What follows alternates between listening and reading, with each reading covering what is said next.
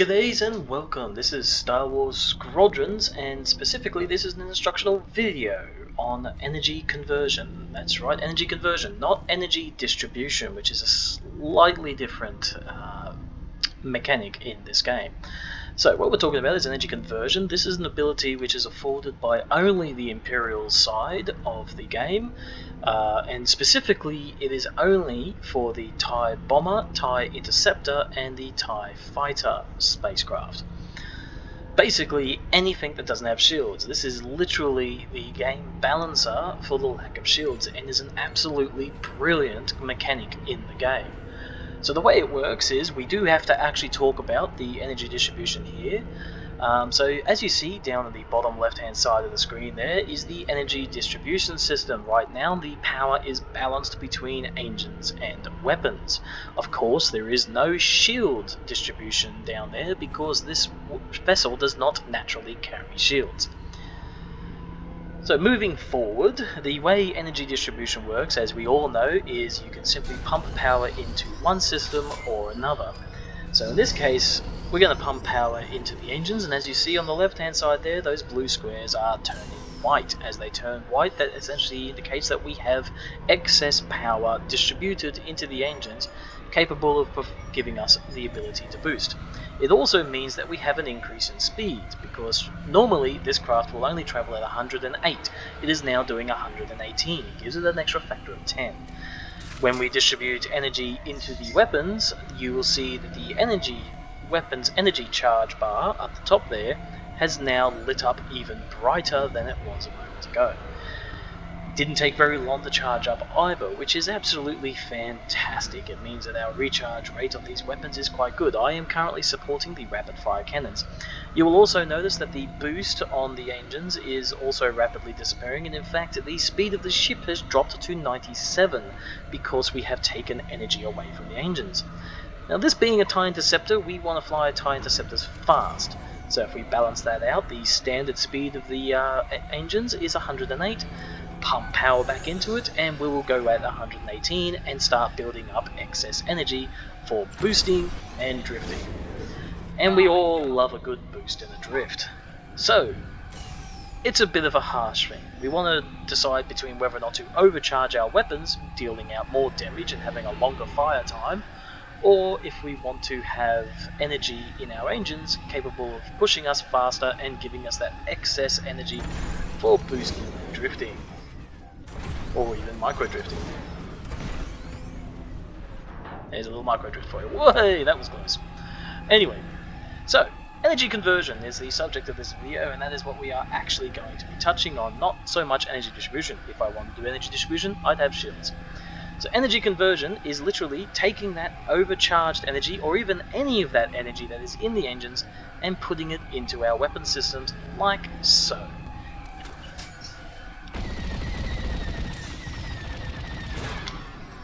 As you can see, our weapons were overcharged, indicated both by the bright, thick laser bolts that they fired and the bright red lights on the top of the bar. Now the lights are back to normal because we only have 2 points of energy distributed to the weapons, so the weapons charge up only normally at a slow rate. And as you can see also, normal laser bolts, and it doesn't take very long to use up the entire lot. But to afford us a full extra second of fire time and to deal out more damage, as I stated, we can take the overcharged energy from the engines and dump it into the weapons. Thus very visibly increasing our fire time and damage that we can deal to an enemy craft. Now, of course, it works both ways. If we have the energy set to distribute into the weapon system, and we suddenly need to get away with a very long boost, we can dump the energy into the engines.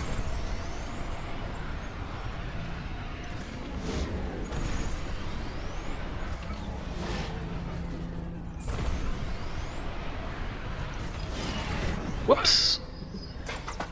We don't want to do that too often though. Now, as you can see, we've used up all the boost energy. We need more boost. Just dump it into the engines. Boosting away. Need to boost for longer. Add energy.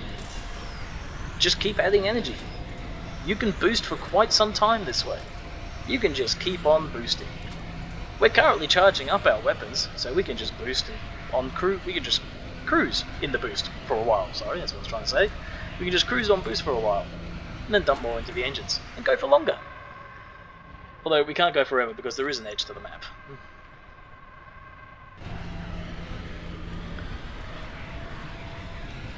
So there you have it. That is energy conversion and how it can be useful running in both directions. There is another function of energy conversion in which you can basically balance the energy between the two. So say you have a overcharge in your engines, thus basically stating their charge is at 200% as opposed to 100% charge, but you want to take 50% of that charge and place it into the engines. You can simply balance.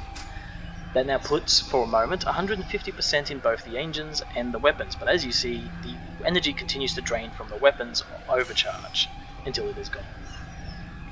But we have it back in the engines, so let's put it back again. In fact, we can keep hitting this button, keeping the charge balanced between the two. However, if I were to fire my weapons or fire off my boost, we would start to see a drop in the total charge between the two. Now, you might also be wondering, those blue bars down on the engines are disappearing. We can, in fact, completely drain that, and it is not a good idea to do so. So let's put the full charge into the weapons, fire the weapons off. We need a little more firepower. Convert the energy. And there you have it. Now, if I keep doing this, you will notice our speed drops to 0. You can come to a stop doing this because you have 0 energy in your engines. This is the danger of energy conversion, is bringing yourself to a stop. So this is why I often suggest, it is always wise, keep the energy converted into your engines, only shunting it into the weapons when you need to kill a target. So, enough of shooting stagnant debris that usually doesn't shoot back, and let's bring in a squadron of fighters to take out. Demonstrate under fire, per se.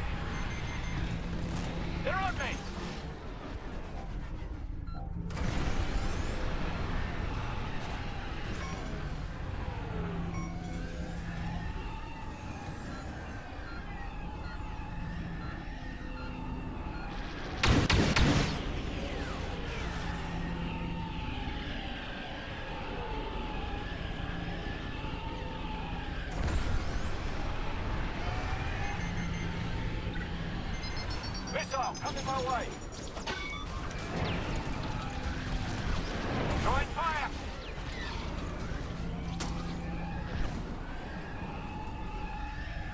One on my tail.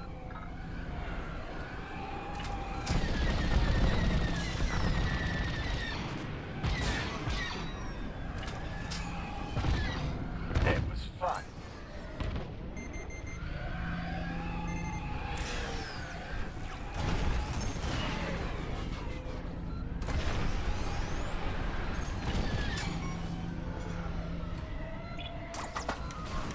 Rebel scout.